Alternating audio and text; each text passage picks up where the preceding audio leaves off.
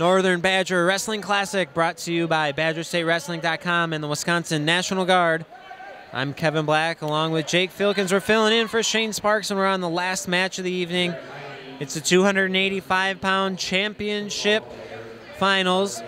Garrett Eide from Blair Taylor and Roy Quagon from Hayward. Nice arm drag. Oh, nice arm drag. Changes level. Didn't quite get it, but recovered. And got back in there, so.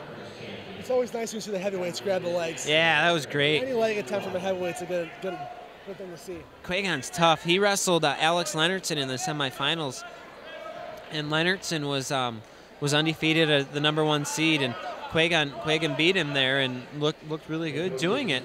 So he's tough. He's a good wrestler. Both these guys are good wrestlers. Eide on bottom, he was a state qualifier last year. Did not wrestle here at the Northern Badger. Cody Barr, another heavyweight for Blair Taylor, was on the team, and I believe he took third.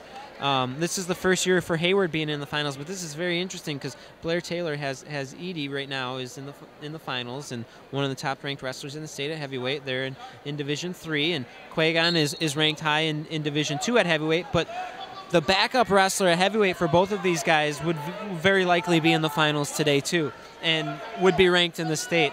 So, you know, Barr from Blair Taylor and a guy named Cody Butkevich from Hayward, both top wrestlers in the state. They just can't make their team, and with that at 285 pounds, they can't move up, you know, to go to a different weight. So these guys get everything they need in the practice room. That's for sure. And you know, Blair Taylor has always had a good heavyweight. Before the two you spoke of, there was Jeffy Erickson. Right, right. And Barr last year, and these guys, they've got two really good guys. They've had dominance at that weight, you know, for the last 6 or 7 years. And Hayward's just a new program. They added wrestling, which is always great to see. We see programs dropping wrestling. They added wrestling. Kurt Gerber is their coach. He's from Bruce originally. He was a state finalist in the 90s and Northern Badger finalist as well. And he's doing a great job at Hayward. And they came here, and they're competitive. He had talked with, about getting involved in the Northern Badger here for the last couple years. And he said, well, we're just not ready yet. We're not ready. Our team is not quite understanding how to compete at these events, but they came here today and they had some guys that really competed hard, and obviously they have a finalist, you know, with a chance to win after that sweet arm drag to a single, and he's ahead 2-1. So this is Hayward's first year at the Northern Badger. And Kurt Gerber's cousin is the head coach for Cameron, who is, you know, Cameron's been in Northern Badger ever since the first year that they had it, and their coach Dave Gerber has been a part of the Cameron program for many years. Yeah, that's a good stall call with the ref on top. The Hayward wrestler really wasn't moving out to the side, just kind of laying on top of the Blair Taylor wrestler. And if you're not actively trying to pin the wrestler on top, you need to call for stalling.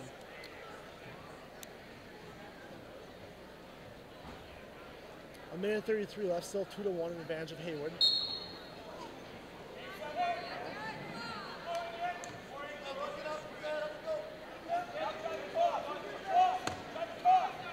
As you said, Kevin, both wrestlers had a very nice semifinal match. I know Blair Taylor had an interesting match with about a 225-pound St. Croix Central wrestler. You know, just oversized him by, you know, a good 50 pounds, but they went back and forth, and Blair Taylor came out on top. Yeah, a lot of state qualifiers in this weight class here today.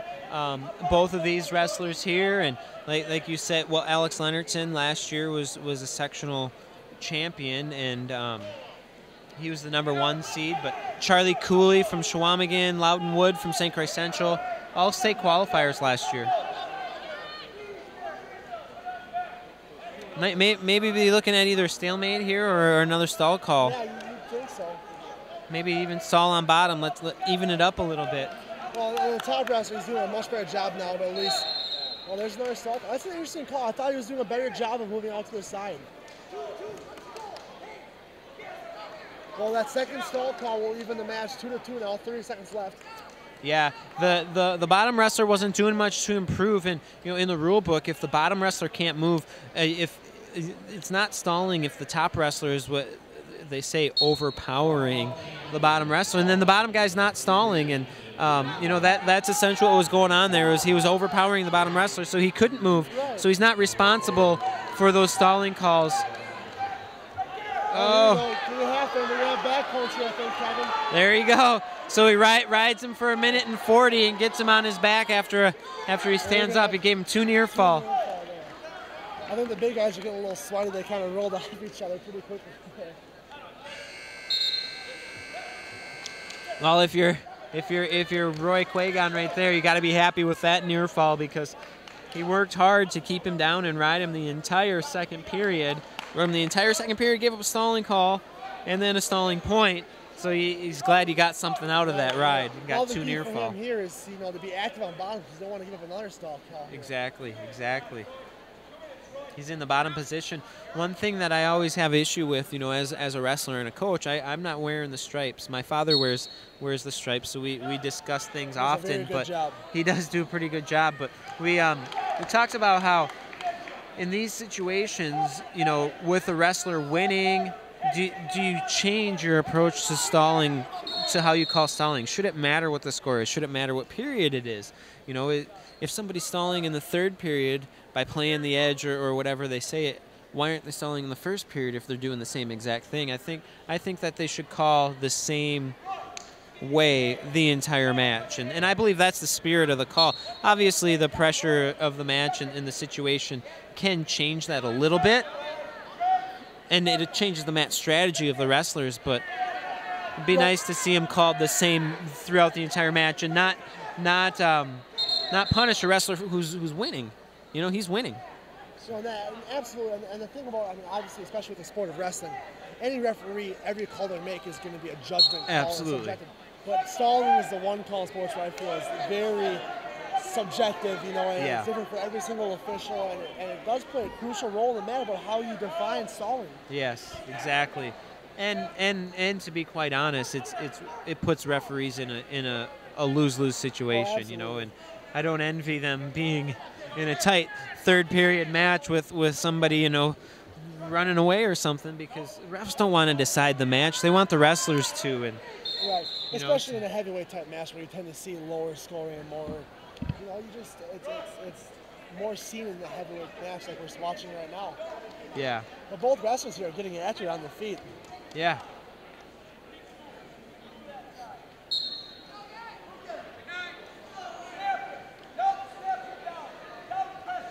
.50 seconds left. The score is 5-2 in advantage of the Hayward wrestler.